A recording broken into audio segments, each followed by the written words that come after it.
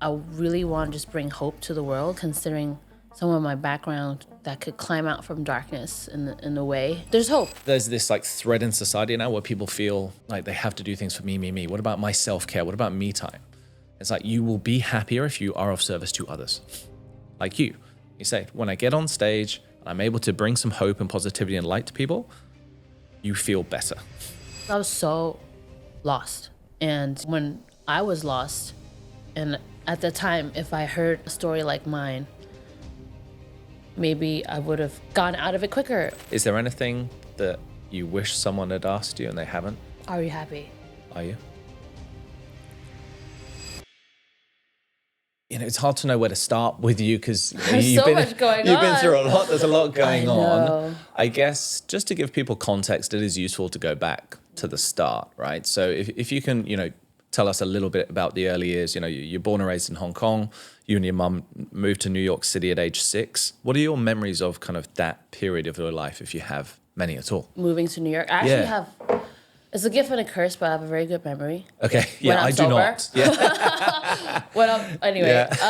But yeah, I actually have a very precise memory. Again, when I'm sober. Yeah. So what sticks out from that time of your life? Going to New York was actually not a very happy time, because when I grew up in Hong Kong, it was had both my parents, and when I went to New York, it was with my mom only, and we were.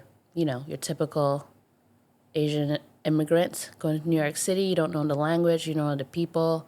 It's not an easy time. She didn't have a job lined up. She was working at a nail salon here and there part-time, and she doesn't even get paid every day. It's more like a risk each day going into the city. But yeah, it was a very tough time. We couldn't afford beds. We were living on an air mattress, which I remember very distinctively because every night before we go to bed, I have to pump up the bed. And every morning before I go to school, I have to let the air out, deflate it. Yeah. That was definitely ingrained in me very early on. Tough times. It was just me and my mom. She was like the only person that I had in life. I didn't have many friends. I didn't speak English at the time. I know, thinking back on it now, it's funny because now my English is better than my Chinese. But, back in the day, I was like, couldn't speak the language. I was in ESL, struggling. Not too much bullying, fortunately, at the time. But yeah, it was not that pleasant. It was tough time moving to New York in that time. Did it get easier over the years, or it was always hard? No, I think it was just the beginning. I was a kid. Didn't know anyone, but, gradually kind of fit in. Kind of found your place. I found my place, spoke English, found friends and stuff, etc. But yeah. But whereabouts my mom was in New York City were you living? So I grew up in Long Island, the place called Great Neck. I don't know if you watch Great Gatsby, that's where the author is from. But yeah, not too far off from New York City though. But yeah, it was, she wanted me to pursue an education. That's why she brought me over to New York. She wanted me to, be someone, because she never had a proper education, neither did my father. So she just wanted for me to grow up as a genuinely good person with education, be able to be independent, hold myself. That was just really her dream for me. Yeah. Well, it is the American dream as well, isn't it, right? Move to New York City. Yeah. Nothing but a suitcase and bag full of dreams kind of stuff. Dream on me. I was the dream. You were it. Yeah. Well, and you got there, right? It's really circuitous. Not when she was not still in a straight alive, line, but not while she was still alive. So she passed away when you were 16. 16, is that correct? Yeah. Mm-hmm. And so talk to me if you're able to about that period of life. Obviously, from what I remember, you kind of had to move back to Hong Kong, or you would have been put into foster care in the US just because she was your only caregiver, right? Yeah, she was. I didn't have a legal guardian, so I had to leave New York and come back to Hong Kong because that's where I had residency, and they didn't have that storage system. And my father was still alive at the time, so naturally, even though I haven't spoken to him for I don't know, like 7 or 10 years. That was my only option. We have option B or option B? Yeah, but it was, Yeah, very traumatic because she was the only family I had and the only one that I cared about. We were two peas in a pod. She was the only one I had since I was, 8 or 9, right? Yeah. Like, we moved to New York together. It was just me and her. Yeah, exactly. So, yeah, it was traumatic because I didn't know what's going to happen to me. I was 16. I had to drop out of high school. I couldn't go to school in Hong Kong because my Chinese sucks. Ironically, they'd flipped. Ironically, my Chinese was third grade. Second grade? Third grade, right? Still better than mine, but I couldn't go to public school in Hong Kong. My Chinese, it wouldn't work. Yeah. So, I dropped out for 3 years. I was with my father for a very short while, but that's a very complicated story because, again, I haven't spoken to him and we weren't on good terms. So, So you're on your own. I was on my own after a month or two with him, with friends and etc. Hopping around. But I was really, really lost and depressed, and I thought my life ended there. To be fair, because I don't know what I'm gonna do. Yeah, I think completely understandable, right? If you've lost the only person who you loved and they loved you, and then you're in Hong Kong directionless. How did you get through those 3 years? Talk to me. Are they a blur? Are they? They're a blur. I know you're doing odd jobs here and there. You were couch surfing with friends. You didn't even have a fixed house, right? So, no, but one thing that helped me get through it was arcade racing games. Yes, of course. Yeah. You watched the movie, you know. Because, again, I had nothing going on, but that racing game was the only thing that could just get my mind off reality and for me to just kind of delve into a world of fantasy where I'm driving in the game. What was the game called that you played most often? It's called Wagon. It's called Maximum Tune. Have you heard of it?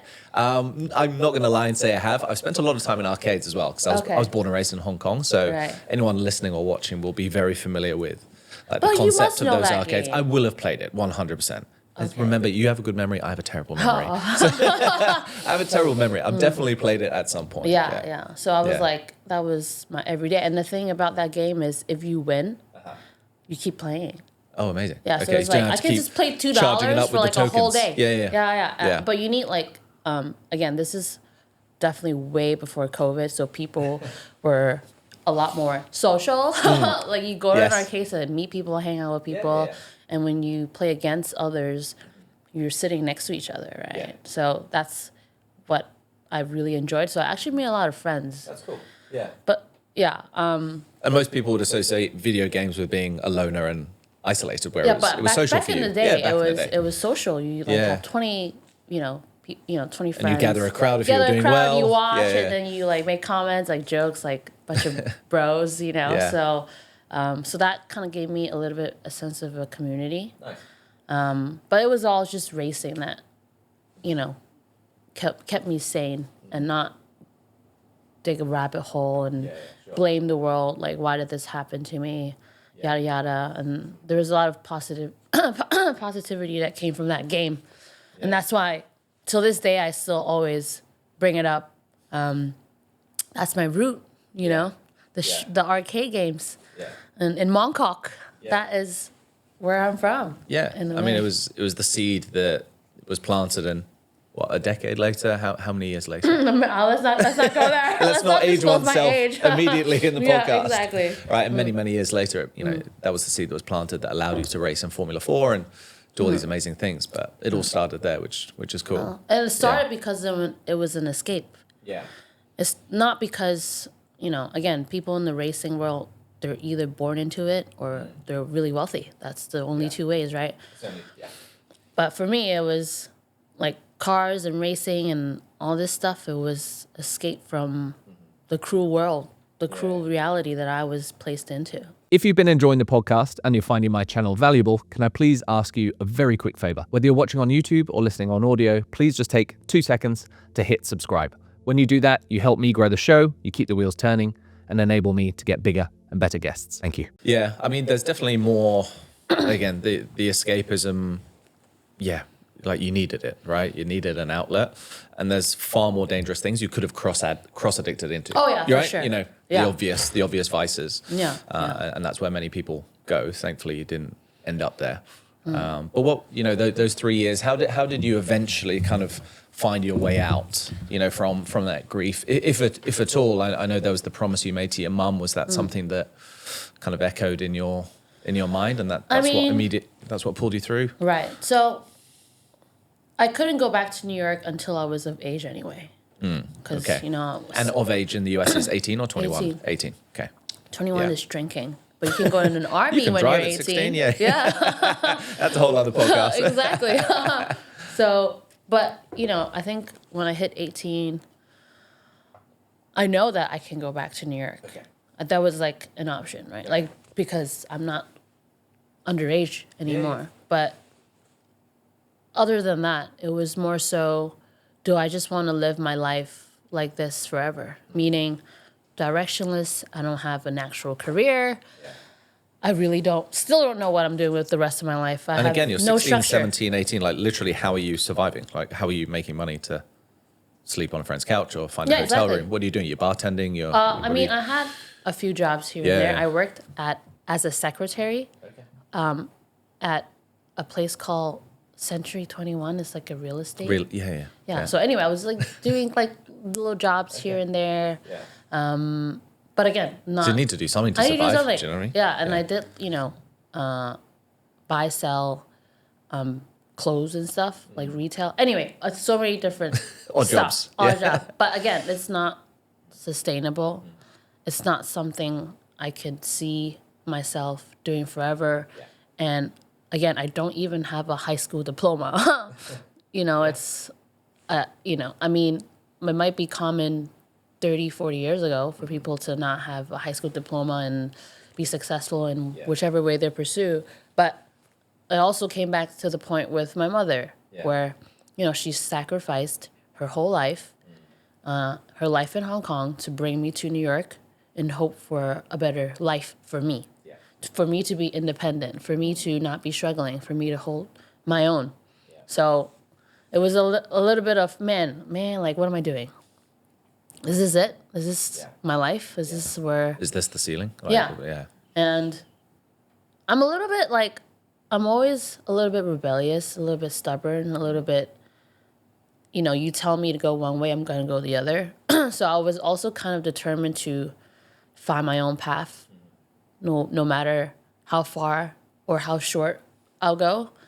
So I was like, okay, I think I need to give it a go, at least, with education. Yeah. I mean, like, see if I can at least see get this, a high see school this diploma. through. Right? Yeah. At least I can't be a high school dropout forever. Yeah, at least, you know, like have a high school diploma. Yeah. So that's why I decided to go back to New York. But the funny thing is, because I was so into my Hong Kong community at the time, going back to New York felt foreign again. Yeah. Cool. When I went back, I was like, man, who do I have? No one. Yeah. I only have my mother. And now I'm like all alone again. So it's just like a lot of back You're and just forth. adrift again. Yeah. Yeah. So when you moved back, you hit the books, right? You moved back to New York City, hit the books, you get your GED. Is that what it's called? In the US? Yeah. Yeah, so I went back. I stayed with my high school friend, Okay. you know, because I was there for high school, even though I dropped out. Still kept in touch with a few good ones. Yeah, so, you know, stayed at their house, helped me all out. And I went to community college after I got the GED because community college was the only institution that would accept someone with my background, which is basically no scores, just a high school diploma, like a alternate version of a high school diploma. Yeah. And then I was like, okay, I'm just gonna try my best and actually give it a go, because I think growing up, again, I was a bit rebellious. I didn't really, and I was like all over the place, probably because of my ADHD, and I couldn't study. Yeah. But in community college, I actually tried my best, like actually studied. Yeah. Well, you actually managed to channel. I was like, I gotta do this. Channel that rebelliousness, I gotta right? channel. Like, my mom wanted me to do this. I'm just gonna see how far I can go. Okay. And I actually, you know, graduated community college with a 4.0, so like perfect score. And then that ended. I was like, great, cool. I graduated community college with a perfect score, but that's an associate degree because in community college, it's not a full 4-year university institution. It's just like, it's community college, so you only get associate. Yeah. So hang on, there's a lot of people listening or watching with ADHD. Or like, how do you channel and actually achieve a perfect score? You know, it's easy to say like, I got my head down and I focused, but like, what does that look like in reality? You're chaining yourself to a desk with no distractions. Like, how are you doing it? Right, to go from high school dropout to perfect score to then in get community college. Yeah. Not, but I don't know what my score would have been like in high school if I channeled that energy. Yeah. But no, like every waking moment, you're just hitting the books. I'm trying to remember. I mean, I'm definitely very obsessive when it comes to studying at that time. You're a race car driver. You have to be obsessive. Yeah. So, like, before an exam, I would literally, cram for like 2 days, just making sure I know everything. And but I didn't expect to get good grades because growing up, I didn't. Yeah, there was no track record. Yeah. There's no track record. I was just kind of like just always hang out, skip school here and there, But yeah, I'm definitely wanted to see how far I can go. So I really just tried my best. Yeah.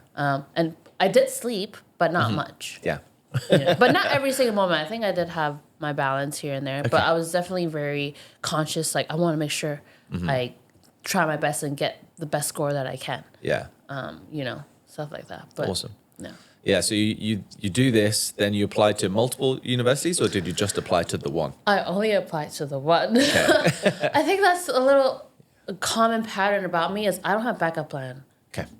I don't know why. It's just like all or nothing. It's a little bit all or nothing, or let's just see how far I'll go. And if but then I'm similar with you on that one. I feel like if you have the return option, you never fully commit. And you might not even realize it. So if you know you have a plan B, the plan A never gets 100% of your attention. Right. And love. Or dedication. And it doesn't get it. Because you know it might work out somewhere else. Right. If you just burn the boat, so to speak, and it has to work. Just make it work. Yeah, you make it work, right? You'll move heaven and earth. But for that, when I, graduate with an associate degree, for me, I was like, well, I did this. I'm sure my mom would be all right. I mean, it's not a proper university, but I still got a community college degree.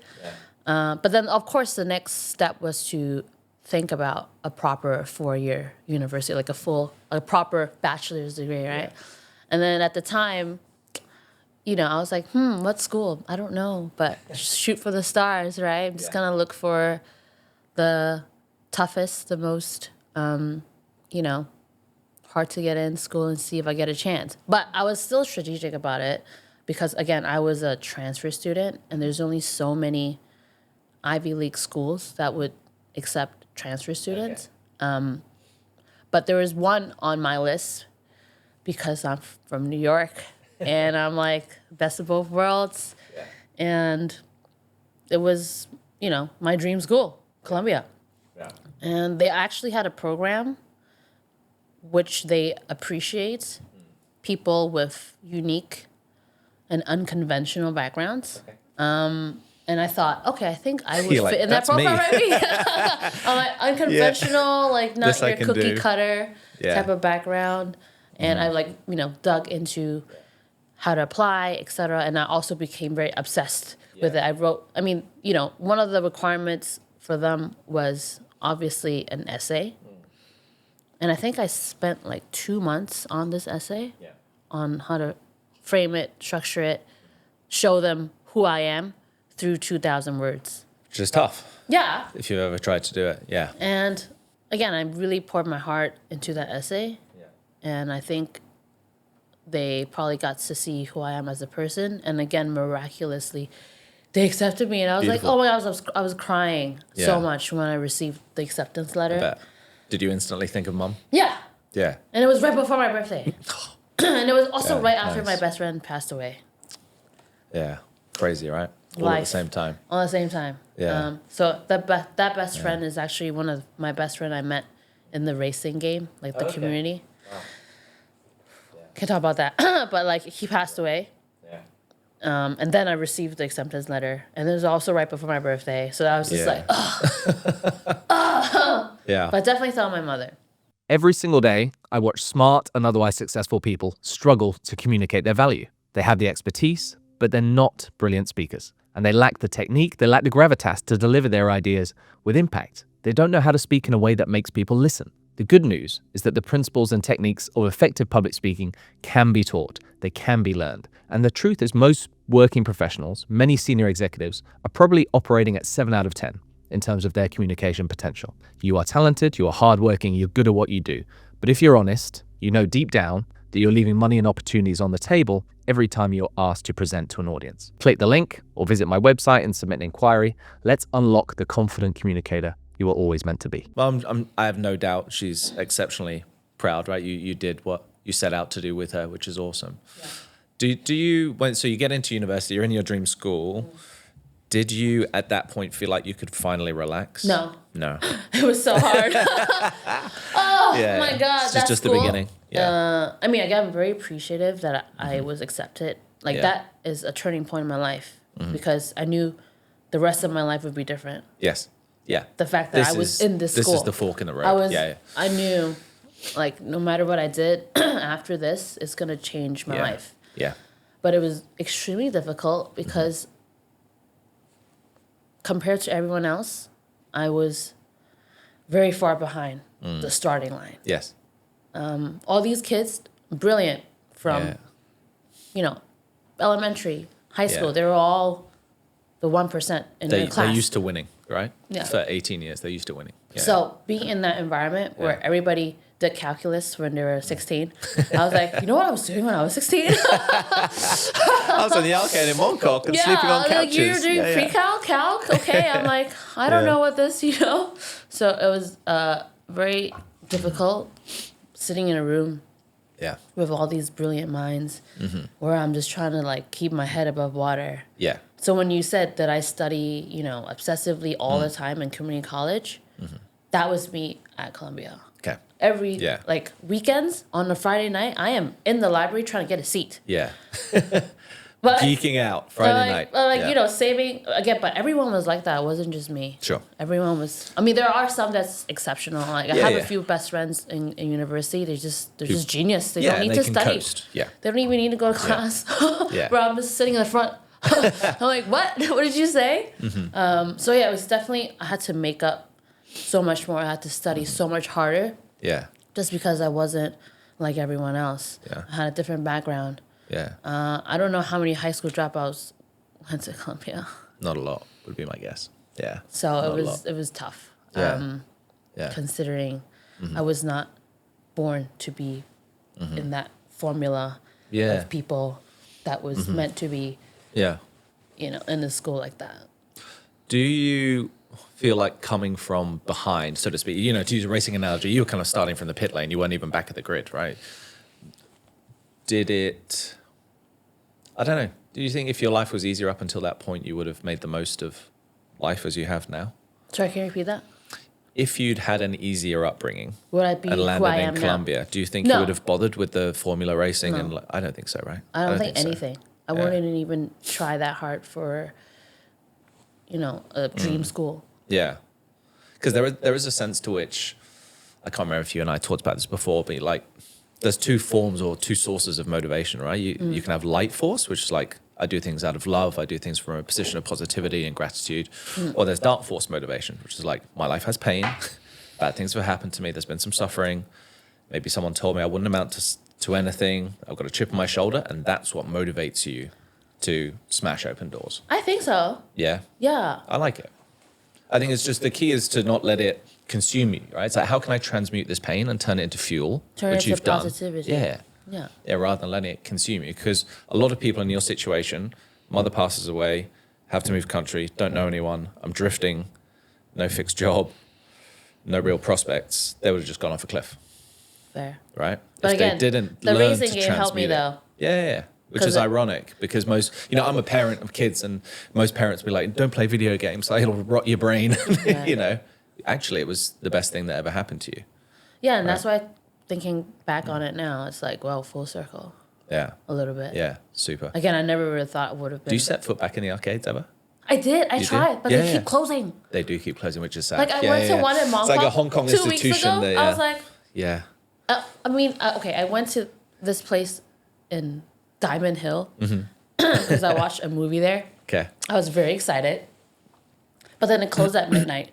And the movie ended at 11:45. And I'm like, plan foiled. I was like, oh man, and like, come on, like, as someone who lives in Hong Kong, how often do you go to Diamond Hill these days? Not very often. often. So I went to Diamond Hill for Did a when movie, I was younger, but not often. And I was like, man, I really want, but I saw it and I felt emotions. I took a photo. Yeah. I brought my card. I brought my racing card. That's brilliant. And I was like, I'm really gonna play. But then it was 11:45, and then the staff there were like, no. They're like, no, we're closing up. We're not gonna give you tokens. And I was like, but I have a movie on Cathay Pacific. Look at me. when was that? Was that December? I don't remember. Maybe it was, yeah. But I was like, man, okay. But now, yeah, I do. They're like, we don't care. Yeah, they're like, who? What's don't Cathay? No? Don't care. But yeah, it's, I do want to go back sometimes.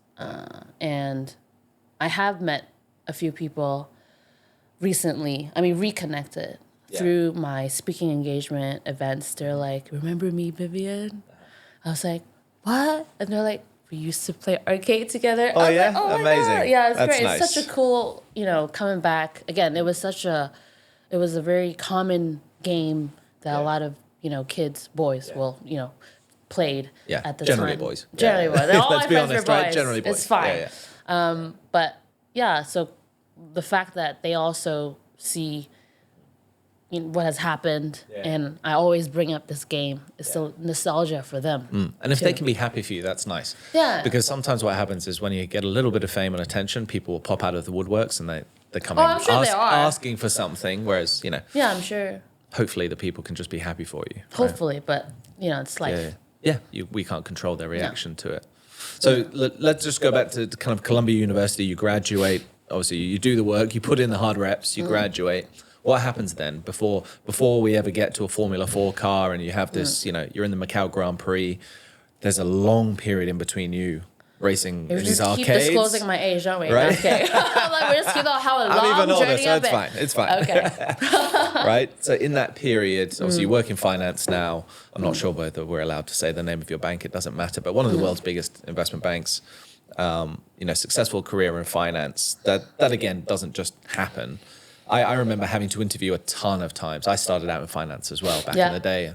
The number of rejections I got, countless. I literally lost count the number of times I got rejected, even though, like you, I went to a decent university. I thought, I've got a master's degree. Everyone will be queuing up to hire me. Wrong. It's not how the world works. Right? Did you find it, again, hard to crack the investment banking world? Let me go back to graduating Columbia first, because that was actually such a big moment. Yeah. But like the saddest thing was I was alone. Mom and dad were there. Yeah. Did you have any friends there? I did. So I have friends who came. But it's not the same. No, because I worked my whole life. Yeah. Well, not my whole life, but like from 16 to that point. Yeah. And it was a long journey. Like it wasn't a straight line for me to graduate university. Yeah. So, and then when I graduated, again, alone, didn't have a job offer because I was interning, again, for a finance role. But then, unfortunately, there was a merger. So then the headcount was lost, et cetera. It happens. Yeah. But, for me, again, it sounds funny, but I think deep down I probably want stability, right? Like I want a career. Sure, I want, again, I didn't know where my life was going to be like.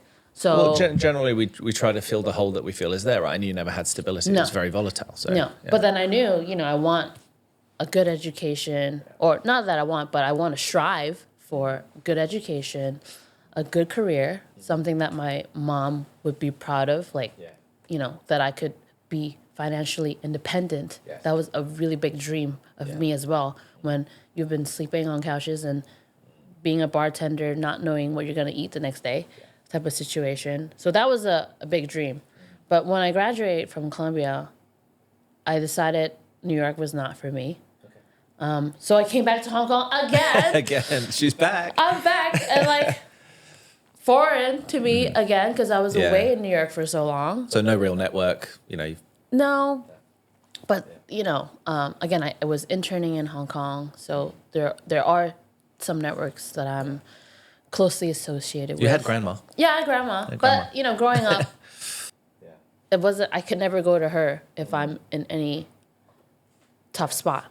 I can never tell her I'm struggling. I can never tell her, oh, I have no food to eat. I can never tell her that. Because you didn't want to burden her? Yeah, and I can't work. I can't let an elderly worry about me. She has more stuff to worry about. Yeah. So in front of her, I'm always okay. I'm never not okay. So even when I was struggling really hard, not knowing where I'm going to sleep the next day, I can never go to her like, Grandma, can I sleep over? Like, I can't do that. She knows now. No, she doesn't. She does not. My movie is in English. We got that from her. She does not know that. So Vivian is still okay. Yeah, you're still good. Vivian's fine, That's brilliant. But when I came to Hong Kong, I was starting all over again, trying to find a job. I worked as a contractor, not a contractor. Sorry, let me pause. I worked not part-time, but like not a full-time employee at the firm that I interned at, but I still did not a full-time job, so I was struggling. And, I was here by myself. I shared a flat with 4 other people in Sheung and I was like really lost and struggling for a while. And I had to bartend for quite some time as well after my contract ended with the other firm. And because that was the only job I could get. And that was the only job that I could get paid on a daily basis, so to speak, right? And sometimes there's tips, sometimes there aren't. It's not really a thing in Hong Kong. But that was like really, really struggling, not knowing which like motel I'm going to stay at the next day. It was... And Hong Kong motels are not great.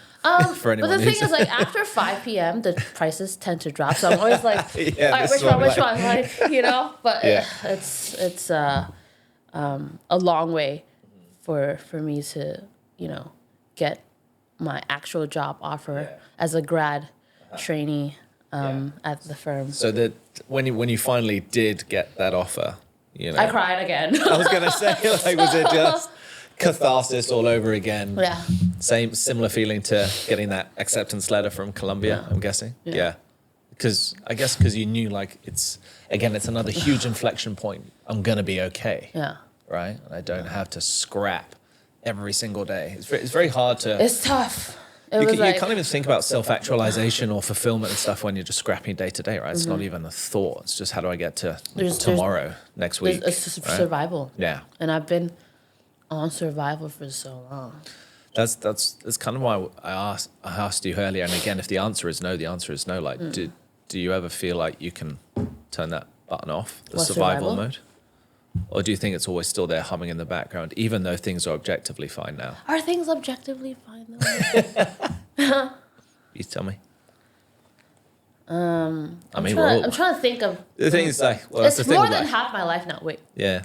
It's pretty up there that I'm always on survival mode. Yeah. And the thing is with people, like, I've got stuff going on that I don't talk about. You've got stuff going on, like everyone does. Every single person, right? So... Even though things on the surface can be very good, and generally they are, don't worry about me, people, if you're watching. Yeah. But, everyone has struggles that they don't really share.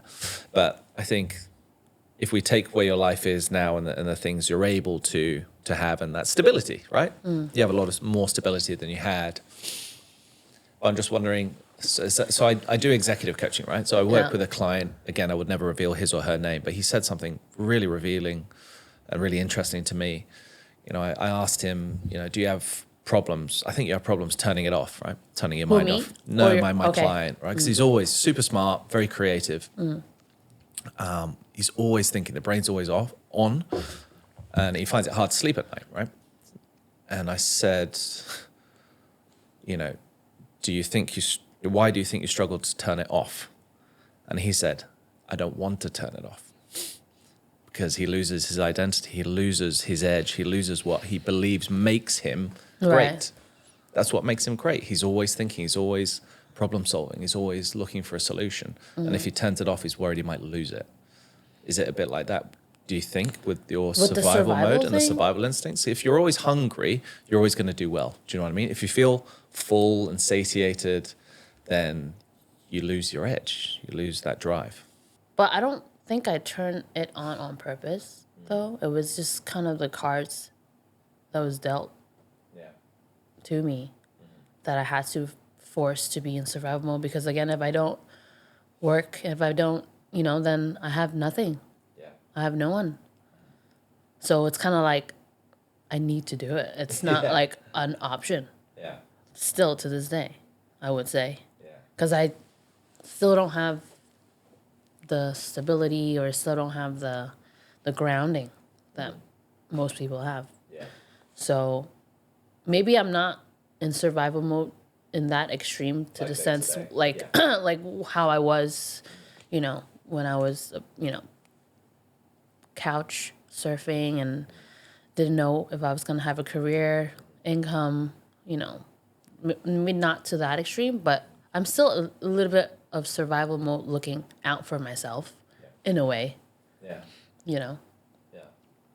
Which is interesting. But I think we all need a little bit of an edge and a little bit of hunger and drive. Without it, you become... But I also want to just lay down.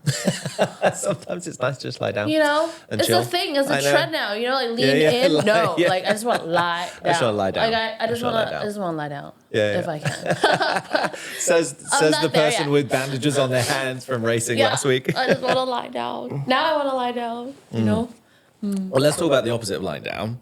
Obviously, you've built this career in finance. So over the years, had a level of success. COVID happens, right? My passion project was starting this podcast in COVID. Yours was a lot more extreme, right? Mine was pretty sedate compared to yours. So what happened? It's all passion. There's no comparison, Yeah. So what was kind of what was the spark? What was the opportunity that you saw that actually allowed you to kind of get started in the racing game for real? Yeah. And away from the arcades. Again, growing up or even in the arcade, I always had a thing for racing and cars, whatever. But the thing about Hong Kong is there's no racing track. You can't try it. Yeah. It has to be, in mainland China. And, I've always wanted to do it. Always wanted to give it a go. But COVID happened, and it was 3 years. Yeah. And it was 3 years of nothing. So right when the borders reopened, and again, this was like when things were still kind of uncertain. They kept changing the rules. Mm-hmm. They're like, lockdown now, but then like, every few days. Just kidding, psych. Psych. And then I was like, okay, I gotta go like right now. Like the borders are open. I'm just gonna go and drive as much as I can. Yeah. And just do whatever, because who knows if they're gonna lock down again next month. Yeah. And then, of course, when I was doing a little bit of karting, I met my racing team, Team On Racing, and they've been in the racing industry for a while. They had connections, and then one day this opportunity came up, and they asked, "Does anyone want to try like a Formula experience day?" Like just like an experience day, right? I think you learn how to get into the car and get out. Put the helmet on. Helmet, cheese, That's it. And I was like, hello. Like if I don't do it now, sign me up. Sign me up now, because again, the rules kept changing. Yeah. And for me, it was like, whoa, I get to be in a Formula car? Like how many people can say they can do that? And again, people in the racing world, they're either born into it or they're just very wealthy, right? Yeah. So, and again, I was neither of that. And for me, I just want to try and check it out and see how it feels like. Yeah.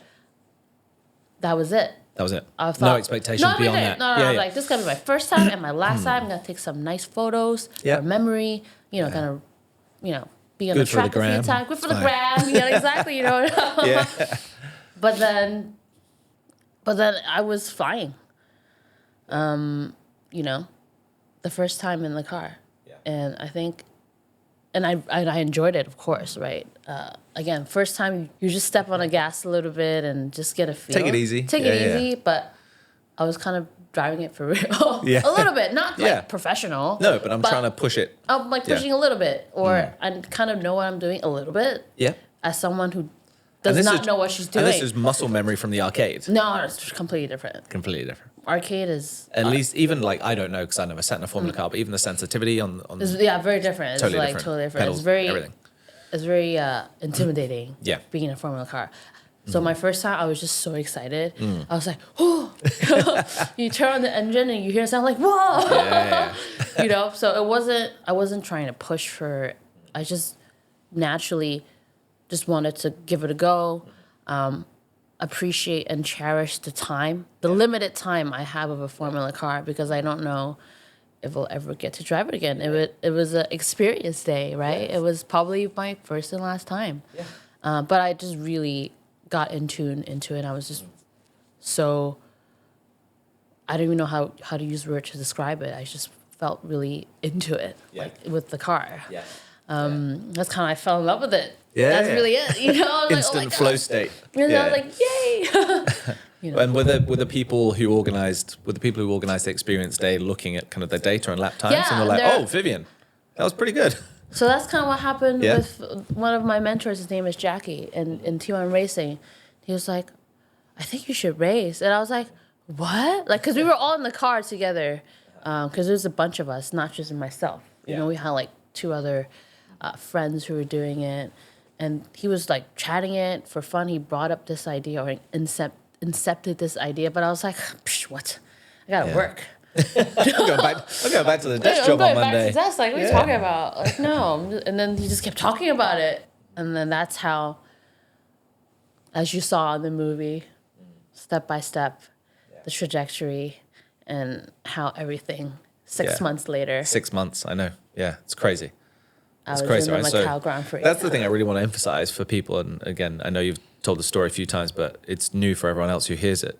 First time in a Formula 4 car, 6 months later, you're finishing the Macau Grand Prix, right? It's ridiculous. Just the compression while working.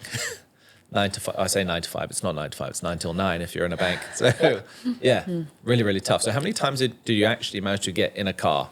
Was it 4 times or something before you actually got entered into the Macau Grand Prix? Oh, that was my 4th race. That was the 4th race, wasn't it? Yeah. Ridiculous. Yeah. So I think it'd be really interesting to hear about kind of the build up to the Macau Grand Prix. As you alluded to, most people already know, like, it's expensive to take part in any kind of Formula racing. You got to hustle for sponsorship. And again, if people aren't handing you opportunities on a silver platter, you got to go out and find them. And let's not forget, just prove that you're worthy of, you're fast enough to be a part of the starting grid. So how did that happen? How did you get from that experience day to being on the starting grid in Macau, which is one of the most dangerous Grand Prix in the world? And that's why there's a movie that's an hour and 36 minutes. We're going to condense that hour and 36 movie. Oh, I wish I can. Then nobody needs to watch the movie. Exactly. It's fine. Just kidding. Go watch the movie. No, everything was very uncertain. I think even up until 2 weeks before the actual race, I wasn't sure if I was able to participate. Yeah. It was so much uncertainty, and that's why it was such a stressful. Well, I could see the stress on your face during the movie. Even now. You're welcome. I'm sitting talking about it, I'm like, oh man, I don't know what's more stress, my life or racing. Both. You could see, yeah. I think my life is more emotional. Racing is also emotional and stressful. But it's just like, you have this goal, you don't know if you can do it. You feel like you're reaching closer, but it's still slipping away. Yeah. So it was just so much stress, uncertainty, all at once. Yeah. But I really wanted to do it, not just for myself. There was a lot of emotional background, turmoil, chasing a dream, doing something impossible, like so many things, right? Like against all odds, underdog, everything. Yeah. That was on my back that I just want to get over. Like, I just want to do it. And you're also trying to full circle, kind of honor your dad as well, right? Yes, you named the car after him. Is that correct? Or you put his name on the car? Yeah. Because he's also from Macau. Yeah. He grew up in Macau, but we had a very complicated relationship. So when he passed away, I didn't really get to say goodbye or resolve our complications. Yeah. So that also meant a lot to me, knowing he's from Macau. Yeah, and being able to get that closure. Yeah, knowing that would he believe that his daughter is driving in the Macau Grand Prix, something that he probably watched as a kid growing up? It has 70 years of history. Again, if he was alive today, he would not believe it, but he will also be so ecstatic considering the person that he is. Like, I'm from Macau, this is my daughter, like my daughter's, stuff like that. He would have been showing off to all of his buddies, no doubt. Yeah. So it was something for him. Let's face it, most corporate training workshops, they're dull, they're uninspiring. And the truth is, when working professionals see the words CPD or training booked in their calendar, their first feeling is not one of excitement, but of dread. As partner and head of corporate training at Quinlan and Associates, I've delivered workshops at family offices, at some of the world's largest listed companies, whether it's the art of communication, mindset, motivation, or building high-performance teams. I would love to be the one to help you deliver training that your people can actually look forward to, and they will remember for a very long time. Click the link below, or visit my website, michaelxcampion.com, or visit quinlanassociates.com to find out more. And the race itself, obviously, it's incredibly dangerous circuit, very narrow street circuit. What are your enduring memories of that race itself, or did it just kind of go by in an absolute blur? I never felt like I was flying until that. Like I do skydiving. Yeah. That doesn't surprise me. Doesn't surprise me. It doesn't surprise you? Okay, yeah, but nothing compares to flying on the long straight with the two walls, barriers next to you, and the vision just keeps closing in the faster you go.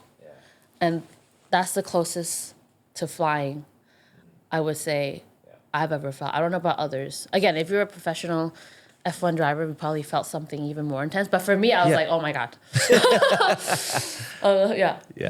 Don't mess it up. I was like, please don't. Don't want to die. Don't want to die. Tomorrow. Gotta get to the office. I've got some emails I've got to get to after this. Please don't. Just, Was it hard to kind of block that out, or no? It was very easy to block it out. Once you're in the car, you can't think of anything else. I can't think of anything else. I was can't. just thinking of, oh my God, can you believe I'm doing this? Like, even when I got out the pit the first time in the car on the track, I was like, oh my God, I'm here. I was like, what? Like, how am I here? Why am I here? And how am I here? Oh my God. It's like what I'm just thinking. And then, obviously I had to like step on the pedal. I'm like, okay, remember which way you're going. And when you finished that race, cried again. Yeah. I would have cried. It was like 2 minutes. I'm not making fun of you. I would have cried. I know. And the thing is, like, I normally don't cry. I actually became a lot more emotional after just going through traumatic, life-changing experience. I'm normally like very rational but now I'm just like a soft baby, like a soft. I'm such a softie. I don't know what happened, but it's okay. It's fine. So I'm just embracing myself. Yeah, exactly. Let it happen. Yeah, and you know what? The film actually made me more of a softie. How so? Because I have expressed my deep thoughts and feelings that I wouldn't have. So in a way, the movie was a bit of an outlet for me to express all the pain, feeling that I had bottled up for like decade. And had the cameras and microphones not been there following you around, you wouldn't have expressed them. The thing with the filming, but the thing with the process, it was a one-on-one between me and the film director. So it was almost just me talking to him. Jonathan Finnegan. So it's like almost like a therapy session where he would ask me very deep questions that I never really thought about. And I was just answering in all honesty that whatever came up to my mind, right? So, and again, that was bottled up for decades because I never thought about it. Like, I'm very good at just like holding all my feelings in because I wasn't able to show weakness. Again, I was in a bad place. I cannot show that I'm failing, right? I had to at least act like I'm okay, especially to my grandma. So yeah, it was a lot of me finally releasing some of that emotion. Were there any questions that he asked you that kind of you still remember? Like, oh my God, never been asked that before. Or even ones on the cutting room floor that didn't make it? It probably wasn't more of the question because, again, he wouldn't know what to ask. No. Because he wouldn't know what I held in. Yeah. He didn't know what I bottled up. True. It was more so, he got me talking, and I kept flowing, and then I want to bring up, oh yeah, by the way, this is what happened between me and my dad, and this is why we're so complicated, and I never talked about it. It's just ironic because now I'm telling it to the whole world. And now everyone knows. I was like, whoa, like it went from no one knowing to now the whole world. And I was like, great, you know. But it wasn't a particular question that he asked because he wouldn't know. It was just me sharing in real time what I felt and what I wanted to share. Because again, I was in such a stress environment that I was like, man, whatever. I'm just gonna talk about everything because I'm so stressed anyway. And that's kind of how it got released. But like any, you know, obviously Jonathan's a film director, but like any good coach, he kind of just gave you a platform to speak, made you feel safe enough, and then the other person will untangle themselves. So it's not really about prescribing answers for people or prescribing solutions. Just let the person talk so they can untangle it themselves. And it was always done in my house. And I'm always in my like pajamas. You know, just in my t-shirt, my black t-shirt, just comfortable. I think if we did the movie or the film in this setting, I probably would not have expressed as much as I would in the comfort of your own home. In the comfort of my own home, and just me and him one-on-one talking. You know. No, and that really came across. The honesty really came across. It was honest. Which is nice. real time. It was not scripted. The movie was no script because there was nothing to be scripted because we don't know what's gonna happen. We don't even know if I'm gonna be in the Macau Grand Prix. Everything was like, we don't know, unknown. That's the theme of my life, baby. I don't know. It's the theme of my life. What's happening? But it's working out pretty well. Yeah, from tough beginnings, it's working out pretty well. How has your life changed since the Grand Prix, getting a bit more attention, the movie's come out? Do you feel like it's been net positive? Do you feel like, you know, has your attitude towards any certain things changed as a result? So fortunately, so far, it's been positive, net positive. You know, I've received a lot of messages talking about, you know, inspiration, you know, they thank me for sharing my story and just being honest, etc., which I appreciate. Again, I think I really want to just bring hope to the world, in a sense, considering some of my background that could climb out from darkness in a way. There's hope. That's what I want to bring. So I'm very grateful that I've been given the opportunities to speak, you know, speaking engagement, motivation, sharing my life, just to show that there is possibility that something like this can happen, right? But so far it's been, you know, positive. I really enjoy the feeling when I receive such feedback. It's like, oh, I'm adding value to society. Like, finally. And sometimes that's hard when you're, you know, sat at a laptop, pinging emails around a screen. So it's like where's the value? Where's the, you know, what am I bringing to the universe? universe? But even in general, right? Like, my whole life, I don't know. Sometimes looking back, I'm like, man, I went through all of that, but for what? Because I've been asked a few times, you know, it's like, people might say, oh, you've done all this now, but who's it for? Was it for you, for mom, for dad? Yeah. Yeah. Because, you know, the education part, that was for my mother. The racing part, in part, was for my father. So whatever I'm doing next, like, what am I still trying to achieve? Like, what am I doing? What's life for? What's the meaning? I mean, it's getting real deep. Everyone in these books has been arguing that for thousands of years. So it's like, what's it for, right? So I get asked that question. So maybe in a sense, like, my purpose, is it to bring hope? Is it to bring positivity? Is it just to share my story because I've gone through so much? And it's my purpose to kind of exhibit and bring hope and light, hopefully positivity. You know? I think so. Again, you say, what is it for? Like, if I've walked through the fire and emerged with some kind of lesson, me sharing it gives hope to people who, you know, might feel like they're too far behind, that they're starting at the bottom, that they don't have any prospects, and just lost. People who are lost, because I was so lost. And, when I was lost, and at the time, if I heard a story like mine, maybe I would have gone out of it quicker or, Yeah. And maybe is enough. Like maybe, right? It Yeah. would have changed my life. Is there any, you said you've been interviewed so many times since then, this is not the first rodeo. Is there anything that you wish someone had asked you and they haven't? What's something that why is no one asking me this? Are you happy? Are you? Yes and no. Yes, because? Of how grateful I am with everything I have now. But no, because of what I've been through. And my parents are not here. That you aren't able to share it with them. Yeah. Cut. Cut. Yeah. It's one of those ones. You ask anyone that question, I think if they're honest, that will happen. I think again, does it help to compartmentalize and just block it all out? Sometimes. But I think if you're in a place in your life where you're able to just feel it and process it, it's much healthier, right? Yeah. Much healthier. I feel like this is my movie 2.0 right now.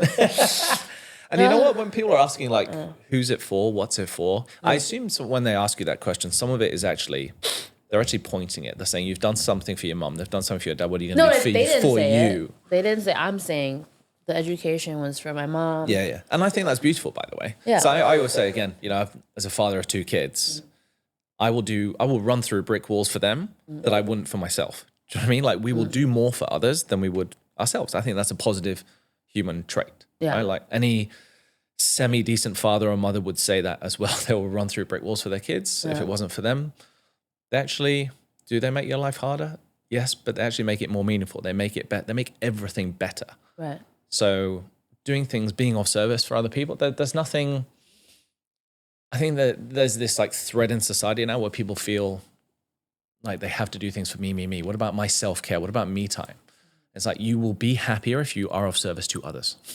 Like you say, when I get on stage and I'm able to bring some hope and positivity and light to people, you feel better than you would have if you'd done some self-care stuff. Yeah. And that's also why, I know I just had a race last week, but most people or most interviews when you ask, when's your next race? And, what's next for you in racing? For me, I don't see I'm adding that much value to me to race again than my own satisfaction. Yeah. Which is true. Yeah. I feel like I would bring more value sharing my story and talking about the journey than, of course, don't get me wrong. I want to drive. Of course. If I have the capacity and I have the capability and everything else, I would drive in a second. Like, even with this hand, I'm like, I'll drive now. Yeah. But again, unfortunately, I have different circumstance and I can't just do whatever I want, right?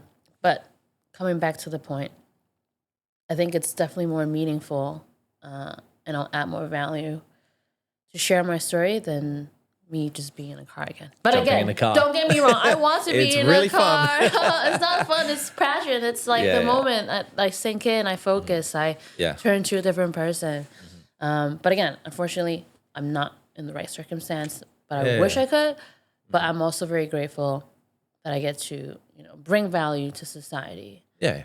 To kind of be positive, bring positivity, bring hope. Yeah. Etc. Yeah, for sure.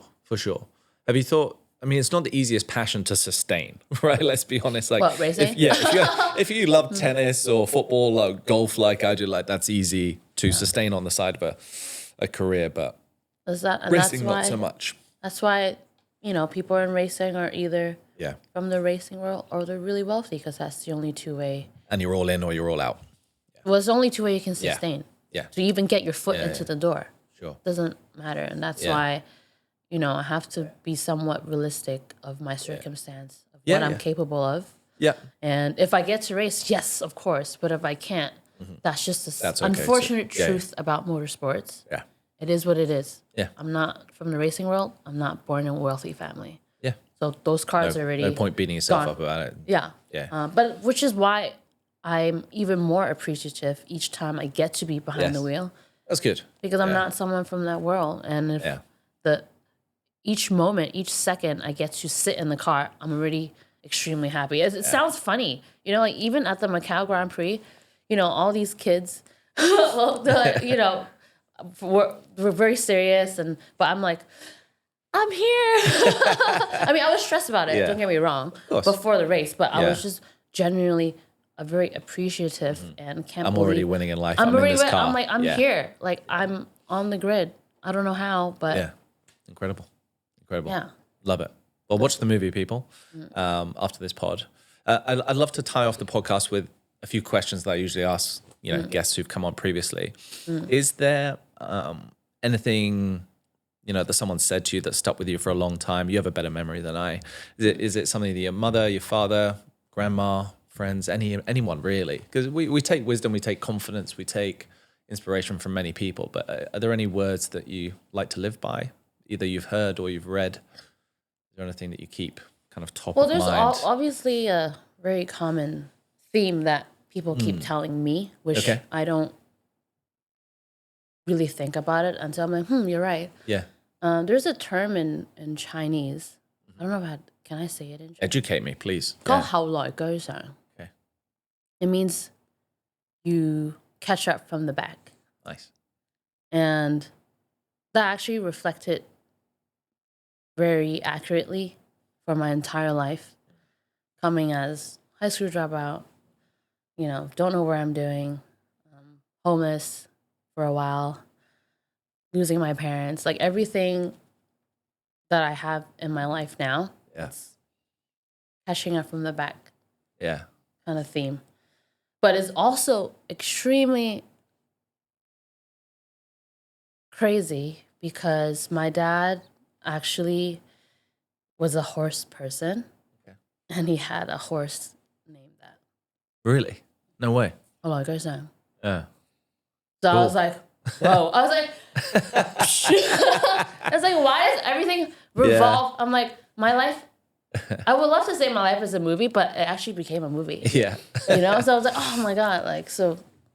Yeah. So he owned a racehorse in Hong Kong and Macau. Well, I don't know if he owned it, but he like ride a horse, and the name of the horse was called 後來居上. That's so cool. And this is like, you know, decades ago, but I still remember it.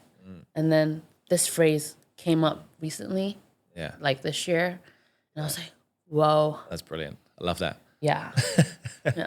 That's a tattoo in the making, that one, right? I don't know if I get any tattoos. Oh. If you were going to get one, that would be the one. I think so, That'd be the one. Awesome.